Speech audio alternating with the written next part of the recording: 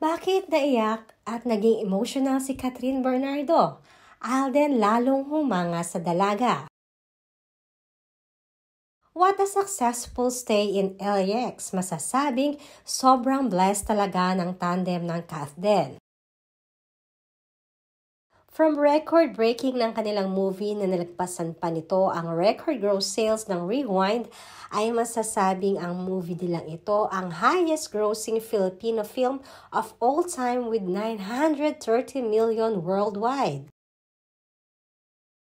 Napuno din ng mga Kathden fanatics ang first screening ng movie ng Hello Love Again, ang Culver Theater sa Los Angeles.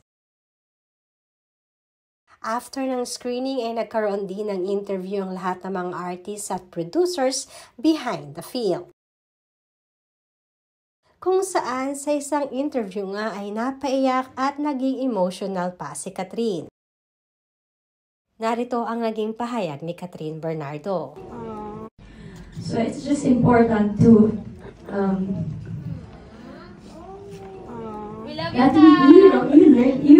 you should learn from it. Kasi hindi naman ibibigay kung hindi natin kakayanin.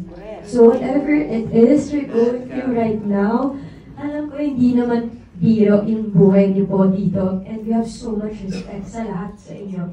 You know, kailangan niyo magpadala family in the Philippines, kailangan mag-provide dito, kailangan ipadala sa school, and all these things. And just like what he said, faith lang eh. Kasi during at our lowest, or during the darkest times sa buhay natin, sometimes hindi mo na alam kung sino yung lalapitan, and you just have to pray and you'll see. You know, ang galing talaga kung paano lang siguro niya tayo gagawin as long as we have our faith.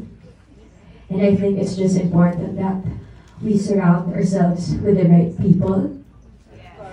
Sometimes it can be our fellow Filipinos, or sometimes pwede din ibang lahi.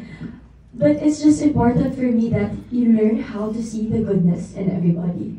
Kasi hindi naman lahat ng tao Sa mga na-share na ito ni Catherine ay lalo bang napahanga pa itong si Alden Richard.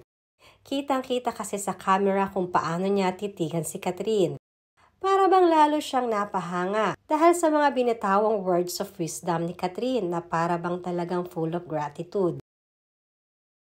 Na maging ang buhay ng mga OFW all over the world ay nararamdaman din niya na ang bawat sitwasyon ng bawat isa na malayo sa pamilya. Again, saludo kami sa inyo ni Alden for giving us so much inspiration dahil sa movie ito.